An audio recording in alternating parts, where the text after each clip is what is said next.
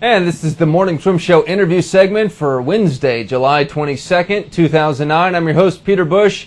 All this week we're previewing all the races going to be in the pool next week in Rome.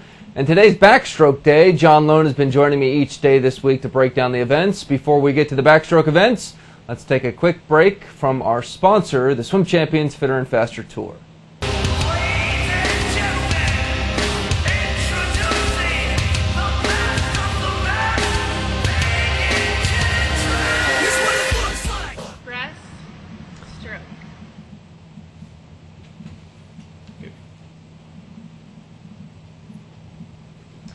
Talking backstroke today with Swimming World Magazine senior writer John Lohn, who joins us from his home in Cranberry, New Jersey. John, welcome back to the show. How you doing?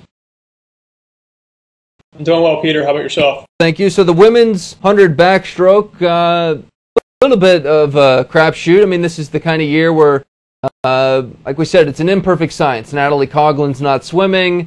Kirsty Coventry might be the favorite, but we just don't know. How do you see it? Yeah, it's going to be different without Natalie, being part of the mix. We've become so accustomed to her being, that contender, that leading contender for the gold medals, in major international competition, whether it's the Olympics or the World Champs.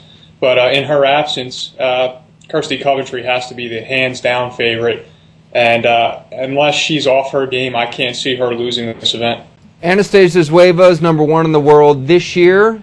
Gemma Spalforth, who any college swim fan knows, I think she's going to be great. And the big question for the Americans is Haley McGregory. I mean, we're so glad to see her on one of these meets after what's happened to her at Olympic trials in the past. But I don't know if she's going to make a medal. I don't think she can do it. Yeah, Haley's a great story just to get on an international team. I mean, 4 third-place finishes at the Olympic trials. I mean, how do you – that's just talking about getting knocked down to the canvas. But to her credit, she picked herself up. She gets through this event, to get into the Rome Championships. She has a personal best time in the 59 lows that, says, hey, she can compete with anybody in the world. I mean, she was the world record holder at one point. And if Haley can kind of dig deep, and I think she has more than she had in Indianapolis, we can see her in this medal hunt. I don't believe that Coventry's going to lose to anybody. That's just the one thing. And I don't think there's any chance she loses her baby, the 200 backstroke. I think she easily wins. I see Gemma Spalforth getting the silver in that, and I'll say Megan Ney, that up-and-comer with Australia, getting the bronze. Yeah, I think that's a solid group there. And I agree with you, Peter. Coventry is, I think she's not touchable at the Rome Championships in the 100. So for the 200, she's, in another world, competing. I mean, that's just who she is. I think Elizabeth Beisel has some more left than what we saw in Indianapolis. I think she could definitely get into that mix and push Megan Ney, push Spalforth. And, the one that you would love to see here, what does Elizabeth Pelton have? I mean, 15-year-old, she's going to be at her first major international competition. I mean, she did junior Pan Pacs, but this is a whole nother level. It's going to be a great experience for her one way or the other.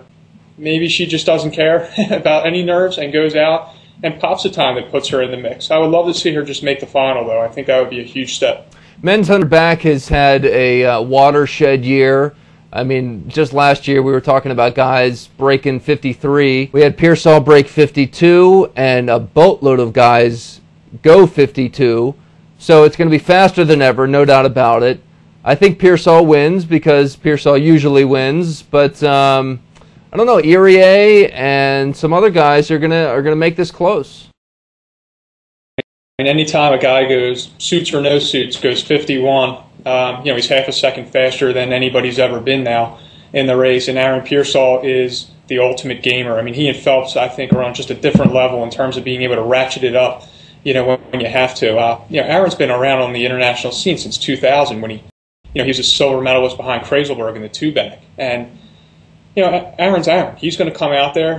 He'll probably do what he needs to do to get through prelims, to get through semis, and when it counts, just like he did in Beijing, he's just going to hammer everybody. And I think he's, going to take this thing comfortably. You look at the guy who held the world record briefly before Aaron went to 51, Spain's Ashwin Wildegar. He's got to be in this mix. Mac Reavers, though, Olympic silver medalist, another guy who, definitely can be 52 again, and we'll have to get down low. And like you said, Irie, I mean, this is a young, up-and-coming, talented guy, better 200 backstroker, but, you know, he'll be there.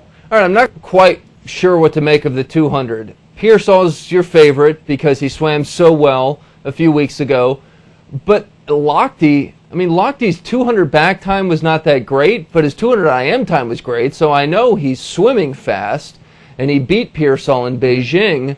Are we crazy to kind of be leaving Lochtey out of this conversation and just assume that Pearsall will win? Yeah, I think that is crazy. Ryan's your Olympic champion, former world record holder. And here's the thing with this event. If Pearsall wins, if Lochtey wins, if Irie wins, you know, I won't be stunned that much in any way because they each have their own reasons to be picked. You know, Irie being the only guy under 153, Pearsall being the recognized, world record holder, Lochtey being the Olympic champion. It's going to be a ridiculously fast race to win. And I think those three guys, anybody else on the podium, though, I can't see that happening at all. All right, I'll go Pearsall, Lochtey, Irie. This Irie guy, he's got a smooth stroke, so I wouldn't be shocked if he wins.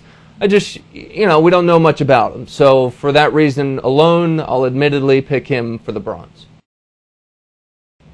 Okay, that works. I'll go Pearsall, probably I'm going to say 152 low, so I think it's going to take that. I'll say Lochtey gets up there for the second spot, and then we'll go Irie bronze. Oh, well, I'm not so crazy after all. All right, thanks, John. Appreciate it. That's the backstroke events. Tomorrow, Thursday, we'll do breaststroke, all right?